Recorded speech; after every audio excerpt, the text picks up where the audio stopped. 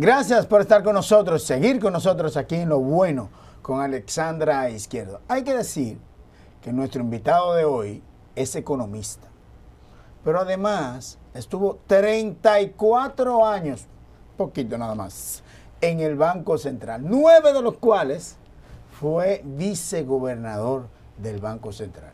Es nuestro invitado del día de hoy, doña Alexandra. Bueno, así mismo es Elías, pero además laboró durante 16 años en organismos multilaterales, como el Fondo Monetario Internacional, fue asesor en el Banco Mundial, embajador ante la OMC y se desempeñó como presidente de la Conferencia de las Naciones Unidas sobre Comercio y Desarrollo. Experiencia que lo hace toda una autoridad en temas económicos, locales e internacionales. Nos place recibir hoy en el programa, bueno, a mi amigo de mucho tiempo y una gran persona, Luis Manuel Piantini Múnich. Bienvenido a Lo Bueno. Gracias por estar aquí. Bueno, muchísimas gracias por su amable invitación, Alexandra, y todas esas decoraciones que tú me has dado. No, y tuve que cortarlas. La verdad que ha sido Dios me ha dado la oportunidad de tener una experiencia placentera, porque yo amo mi profesión. Y la verdad que he disfrutado esa gran experiencia que he tenido para saber la eficacia que se desarrolla en los organismos internacionales y cómo se cuecen las cosas.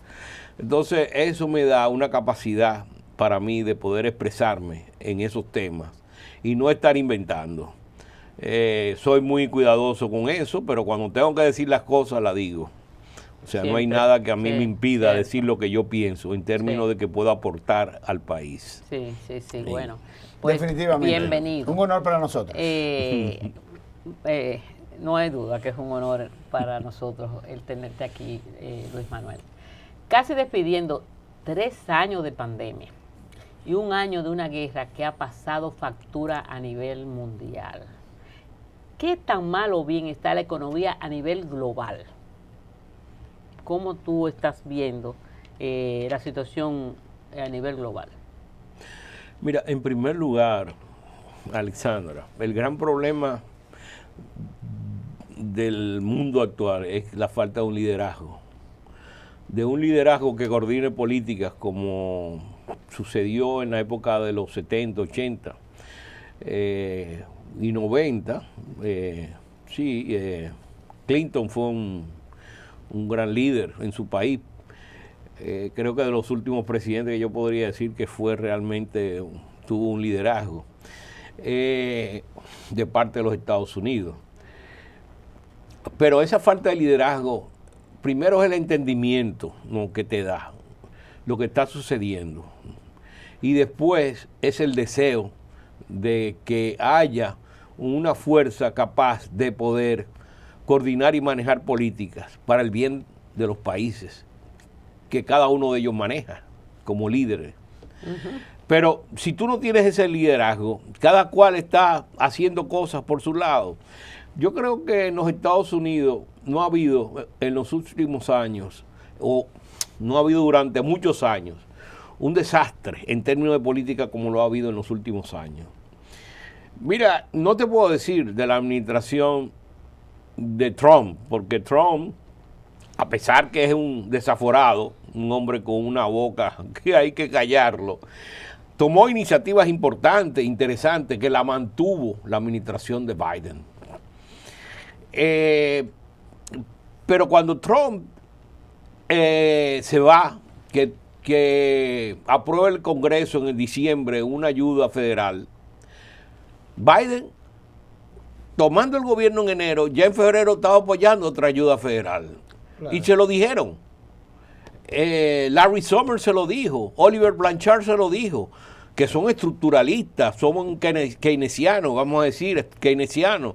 Señor, no le pongan más mecha a esto, porque puede explotar y venir una inflación y venir una recesión. Resultado, eso. Yo lo escribí. Pero no es culpa de la pandemia. O de la guerra. No, es que... O viene desde esa historia que tú estás hablando.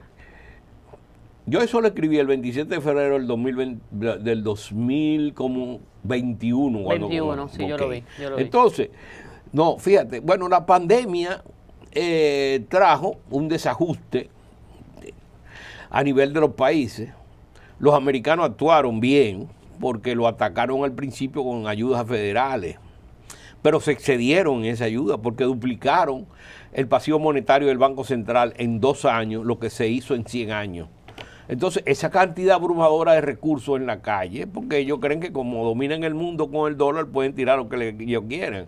26% fue el déficit fiscal de los Estados Unidos y eso lo financiaron con recursos de la Reserva Federal.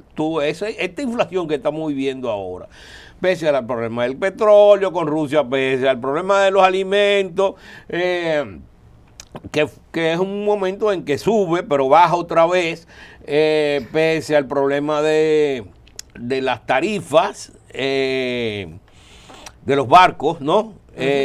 Pese a todo el problema del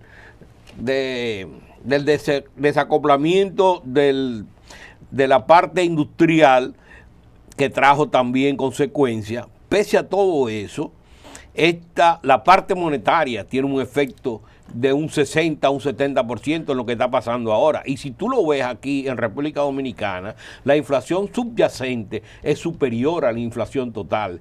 Y cuando la inflación subyacente es superior a la inflación total, te dice que hay una presión monetaria en términos de la inflación. Antes de que entremos al tema local, y terminando con el tema de Estados Unidos, ellos tienen un problema con el techo de la deuda. Y tienen una discusión unas negociaciones en el Congreso. ¿Qué se espera de eso por el problema ya demócrata, republicano? Porque siempre se han puesto de acuerdo, pero ahora hay como algunos inconvenientes. Mira, los Estados Unidos, desgraciadamente, y por eso quería decirte algunas de las políticas que yo vi que era una falla en ellos, que están trayendo consecuencias importantes al imperio. Es un imperio que ellos mismos están como chucumbeles, que ellos mismos se están matando, sin que los chinos hagan nada. Ellos mismos se están matando sin que los chinos hagan nada. Entonces, es una sociedad, si tú lo ves, en degradación, como está la nuestra también. Pero el problema de líderes, lo que tú crees. Sí, problema de liderazgo, además de una serie de ideas y conceptos que están dominando a través del progresismo, de lo que se le llama el progresismo, que, que han sido muy extremas. Yo no te estoy diciendo que es un proceso que el mundo ha venido asimilando, pero ha sido una aceleración que ha creado estas divisiones en las sociedades muy fuertes, ¿no? Entonces, en los Estados Unidos eso se encarna en las posiciones políticas. Por un lado tú tienes los demócratas, por otro lado tú tienes los republicanos cada vez más lejos. Entonces una población cada vez más extrema y con mayor violencia, porque toditos tienen armas. Entonces por eso tú ves como a cada rato hay un lío, porque uno de los problemas cuando la crisis financiera del 2008-2009 es que la forma como el gobierno federal enfrentó en ese momento dejó una crisis de herida en la sociedad de la clase media americana. Porque cuando en el 2008 y 2009, la crisis bancaria, lo que hizo el gobierno federal fue ayudar a los bancos y no a los poseedores de hipoteca. Entonces los poseedores de hipoteca de su casa perdieron, ¿no? Está hablando del año 2008. Hipotecarios, sí. 2008, el préstamo, de los préstamos hipotecarios. Los poseedores de préstamos hipotecarios perdieron sus casas. ¿Nos afectó eso a nosotros? Perdieron su casa. Y entonces esa frustración es que ha traído ese desajuste y el crecimiento de la candidatura de Trump se dio precisamente en esa desesperanza de la clase media americana. Lo que no se dio en Canadá. Los canadienses ayudaron a los clientes para que le pagaran a los bancos. Entonces los bancos tenían recursos, pero aquí el gobierno federal le pagó a los bancos y los bancos se quedaron con los recursos y los otros perdieron su casa. Entonces, para que tú veas lo que es una diferencia de política, lo que crea en términos de un país, ¿no?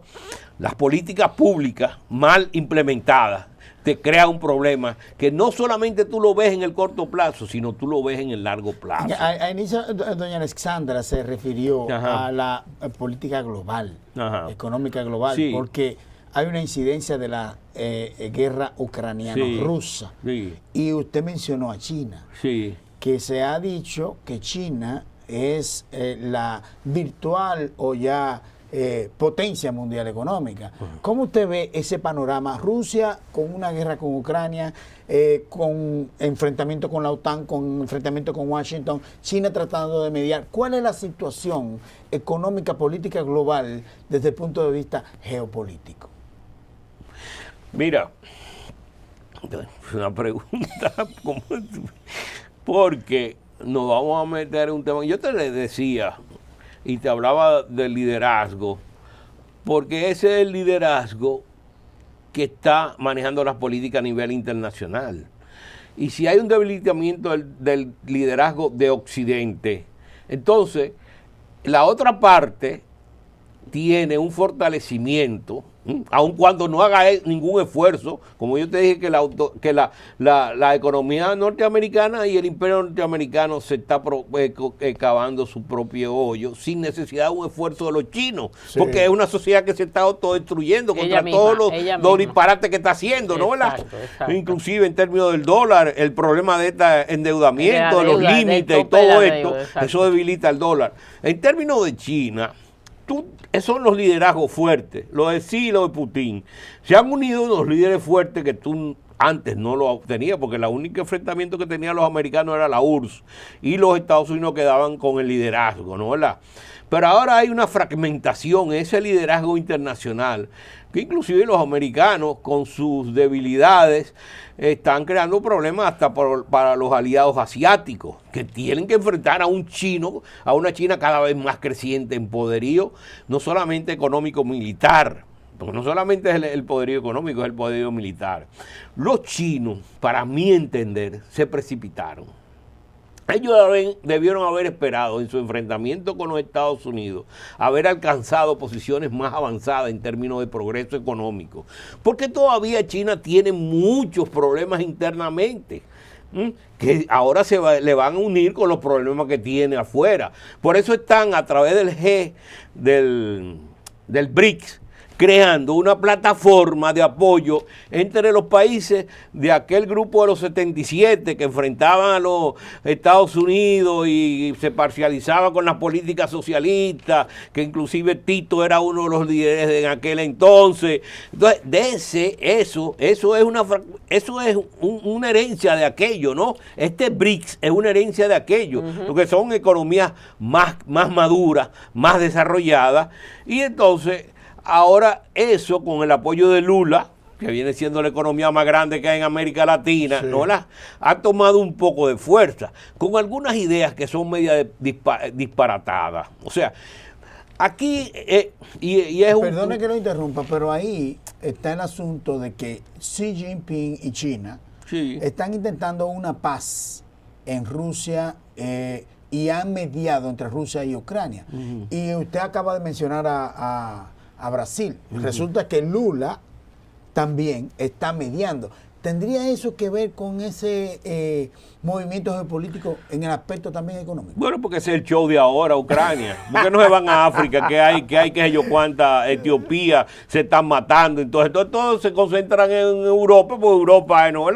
Todavía siendo una joya de la corona. Ucrania, ¿no? En Ucrania. Pero conflicto hay en toda parte del mundo. El problema de Ucrania es que tiene una Unión Soviética, una Rusia que tiene armas atómicas, ¿no?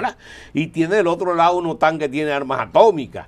Y tiene una China que no quiere ver involucrarse en ninguno de esos problemas, pero tampoco quiere separarse de Rusia, que está viendo cada vez su aliado natural, aun cuando con ojos de avisor, porque ellos siempre han tenido problemas en la frontera. Y tarde o temprano, aunque sean aliados de ahora, si Rusia aumenta su poderío en términos económicos y militar, sería un posible enfrentamiento también para China, frente a China. Es un mundo complicado y humano, tú sabes. Todo esto, la República Dominicana ha pasado con buenas notas los retos que han traído estos eventos a la economía mundial. O sea, hemos hecho un análisis de la economía mundial muy bueno, muy amplio. ¿Qué ha pasado con la República Dominicana? Los retos que hemos asumido ¿lo ha pasado con buenas notas? Bueno, tú sabes que los retos de nosotros es estarnos tranquilos, porque nosotros lo que recibimos es lo que hacen, fíjate, hacer una economía periférica. Lo que nos mueve a nosotros es lo que mueve a los otros. En algunas circunstancias nosotros hemos crecido más que en los Estados Unidos, pero no es lo mismo un crecimiento del 2x2 que del 10x10. Los americanos es 10x10, nosotros es 2x2, es más fácil tú lograrlo, ¿no? ¿Verdad?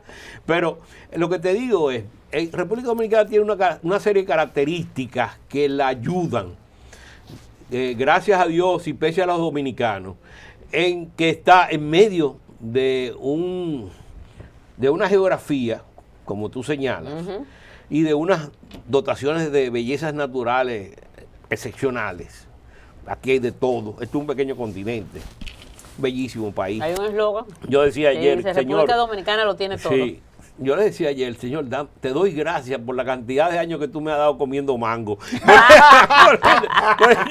Mira, porque si hay una cosa rica son las frutas tropicales. Sí, yo cada vez que mismo, como un mango mismo. y se termina la temporada, estoy pensando en que voy a durar hasta la próxima para seguir comiendo el mango dura poco. Pero es bueno, es igual que el programa. Lo bueno con Alexandra Izquierdo. Mire, le vamos a pedir excusas, vamos a una pausa comercial y entonces venimos al patio a ver si hay mango. Sí.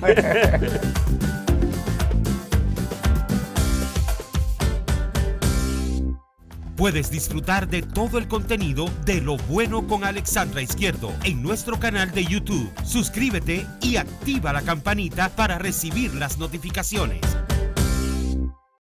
De vuelta con ustedes, felices de continuar nuestra conversación con Luis Manuel Piantini, ex vicegobernador del Banco Central. Antes de continuar, Luis Manuel, si me lo permites, te vamos a brindar una taza de café que nos envían de Café Santo Domingo, nuestros amigos de los Perelló. Gracias, nos lo trae muy amablemente Paula.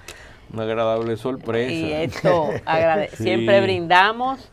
Y Salud, gracias salud. de tenerte aquí. Sí. Usted sabe que una joven dominicana en Inglaterra Sí. le mandó un recadito al presidente Luis Abinader que Sí. iba para Inglaterra. Sí. Le dijo que por favor le llevara tres paqueticos de café Santo Domingo. Santo Domingo, O específicamente podemos Santo decirle Domingo. que el presidente Luis Abinader le llevó los paquetes de café Santo Domingo a la joven Estoy dominicana. segura que Manuel Pozo se los entregó directamente al presidente Abinader Si y a yo fuera Manuel Pozo, le sacara filo y a a eso, ¿eh? Raquel. No, eso fue manejado muy bien.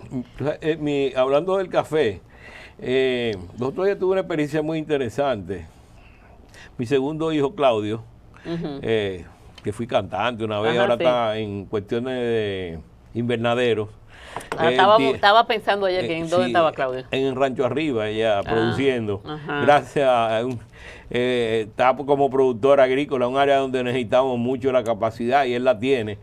Él tiene un buggy y subimos casi como a 2.000 metros. Era por encima de los 1.500. Allá nos encontramos una finca de café. Sí. Con Que una de los laguna de los Perelló, Sí. que a mí me sorprendió al nivel de altura que estaba eso. Pero bello, Eso era bello, Rafaelito bello. hizo maravillas. Sí. Y en Atomayor fue su se última está cultivando inversión un con café. 80 años, me decía él a mí. Sí. Con 80 años estoy en este proyecto. O sea, En Atomayor. En Atomayor. Pero un proyecto también. ¿De tremendo, café? De café, claro. Y Oh. con- Gracias a esa producción de café se ha Sí. salvado el café en la República Sí, Dominicana. sí. Doña Alessandra, vamos al patio. Bueno, recientemente usted se quejó en una entrevista local de que la firma del Dere Casta a República Dominicana le faltó capacidad de manejo y cometió el grave error de entregar como si nada un logro que había alcanzado en la Organización Mundial del Comercio, OMC.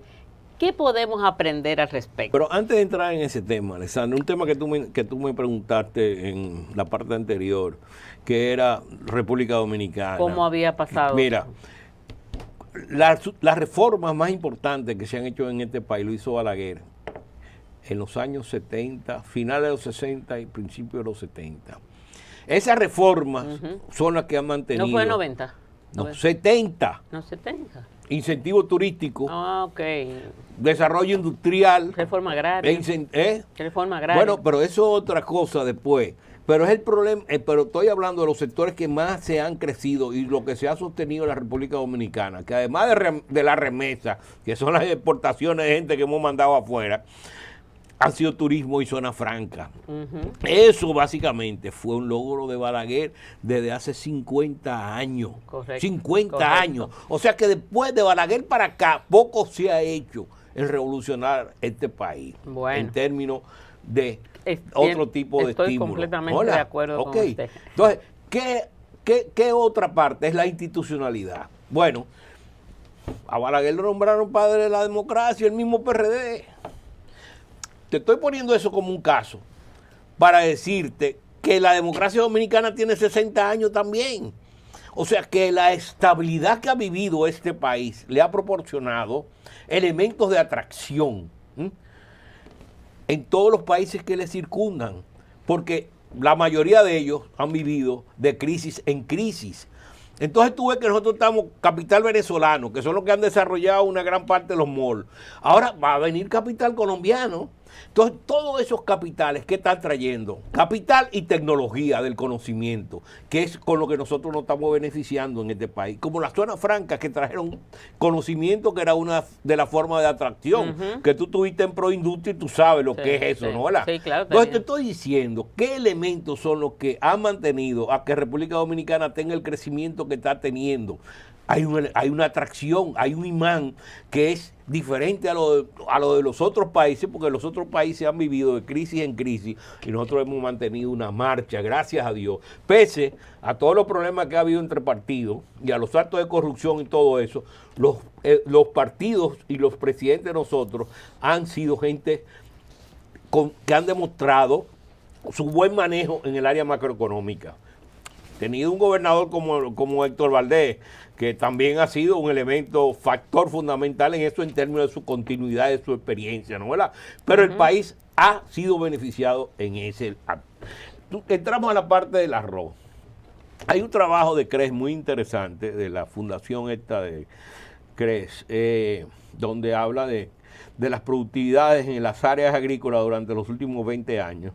El producto de mayor alta nivel de productividad, o sea, la cantidad de producto que tú adquieres en una tarea sembrada, cómo eso se va comportando a nivel de los años, la cantidad de volumen que tú vas obteniendo, eso te da el nivel de productividad de lo que genera esa tierra.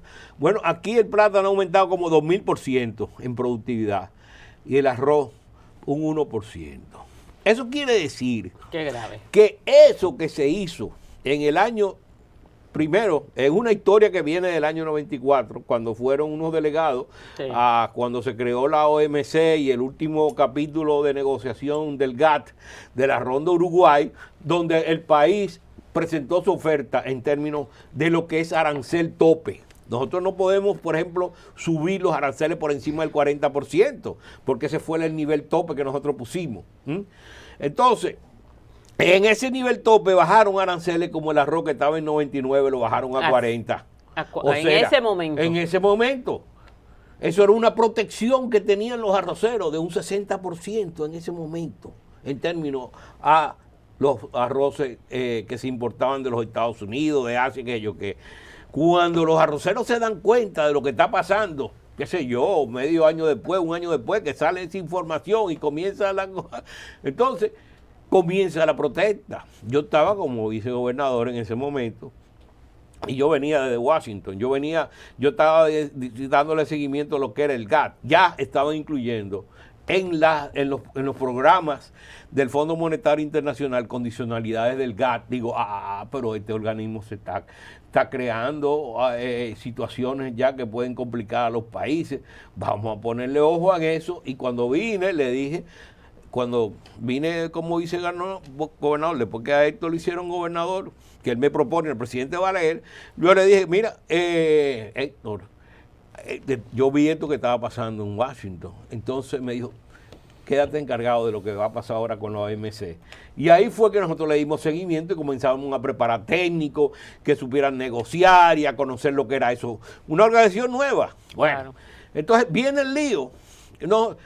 Nos mandan, Héctor me manda a mí con Héctor Giuliani a Ginebra, y allá me encuentro yo con Luis Toral, que era secretario de Agricultura, y con Osmar Benítez, que estaban averiguando qué era lo que había pasado. Osmar ya conocía un poco del organismo y tenía gente adentro que él conocía. Entonces, ahí se vio lo que había pasado, una barbaridad, en términos tal vez de que hubo un error en el equipo negociador, y entonces yo dejé de Ginebra, digo, bueno, ahí está Luis, ahí está Omar, que son dos expertos en eso, para que resuelvan eso, y volví para acá. Pero en el 99 se logró otra vez subir eso a 99%. La rectificación técnica. Arancel, la rectificación técnica. Pero eso vino técnica, por la rectificación técnica. El 8 productos. Se rectificaron. 8 productos agrícolas. 8 productos agrícolas. De los que bajaron en el 94, volvieron y se rectificaron y lo aprobó el Consejo de la OMC y subieron otra vez los aranceles para tener una mayor protección, para que el campesinado pudiera producir sin tener la competencia de los importados. Porque los importados tenían los subsidios, unos subsidios aprobados por la OMC. Nosotros no tenemos porque nunca presentamos un paquete. Porque ahora están hablando, no, los subsidios de los países desarrollados. Sí, pero ellos presentaron su paquete de subsidios. Lo que no presentamos nada fuimos nosotros. Entonces ahora no queremos que nosotros, no, pero tú no hiciste tu papel, tú no jugaste tu papel. Es el problema de la política. El problema de la política, cómo una política que se toma ahora afecta a todo a un país. Claro. Sí. Como esa pasando política, de gobierno en gobierno. Como el de Recafta. Ese logro del 99 se entregó en el 2004, en el 2003, cuando se negoció el de Recafta. ¿Por qué? Porque pusieron en la mesa la desgravación de esos productos hasta el arancel cero a partir del año 20. O sea, que lo que habíamos logrado en el 99 se entrega. Se entregó. No, lo logramos en el 99 y lo entregamos en el 2003. Bueno, yo vi un trabajo de alguien que creó, no, porque eso era un tratado libre de comercio, sí, pero un tratado libre de comercio, tú puedes proteger el producto. Totalmente. Y más basándote en lo que tú puedes llamar seguridad alimentaria. Y eso lo puedes negociar. Y tú decir, no, hasta que ustedes no eliminen su subsidio, yo tengo mi protección aquí. Eso es, ¿Y cuál es la solución? Aquí estuvo Hugo Giuliani y dijo exactamente lo que usted está diciendo. Ahora yo le digo y le pregunto a usted, ¿tenemos el problema? ¿Qué vamos a hacer? ¿Cuál es la solución? Porque podemos negociar todavía. De hecho, aquí estuvo el ministro de Agricultura y dijo que el gobierno no va a permitir, o por lo menos va a tratar de que no lesione a los productores. Mira, esos son políticos. Te voy a decir algo, desde el punto de vista técnico. Cuando el gobierno toma esa decisión de que se desgraven esos productos hasta el arancel cero, en ese momento el Estado tenía la obligación frente al productor de mejorar los niveles de productividad de esos productos para que se enfrentaran al final de esos 20 años a los productos importados. Y aquí, si tú ves el trabajo que hizo Krebs, el arroz solamente ha aumentado 1% su productividad durante esos 20 años. Entonces, ¿qué ha hecho el Estado? Nada.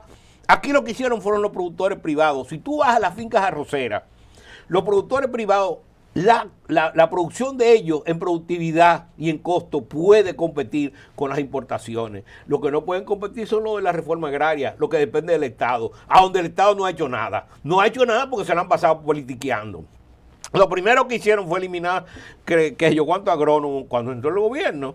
No solamente el gobierno, todos los gobiernos hacen lo mismo. No estoy gritando porque eso tú lo ves en 50 años de política dominicana, que cada vez que entra un gobierno elimina a los técnicos. Y eso fueron la crisis bancaria también. Tú estuviste por ahí y tú sabes la consecuencia de por qué el debilitamiento de las instituciones traen esos problemas. Entonces, ¿qué pasa? Vamos a hacer? Ahora, ¿qué vamos a hacer? Voy a ese caso. Ahora, vamos a hacer que hay dos elementos. Sentarse con los centroamericanos para negociar con los... Porque tú no puedes ir a los Estados Unidos y decir, no, mira, arréglame el arroz. No, espérate. Esto es un acuerdo multilateral donde están los 5 centroamericanos, República Dominicana y los Estados Unidos. Entonces, tú puedes ponerte con los 5 centroamericanos y decir, tenemos nosotros un problema de seguridad alimentaria.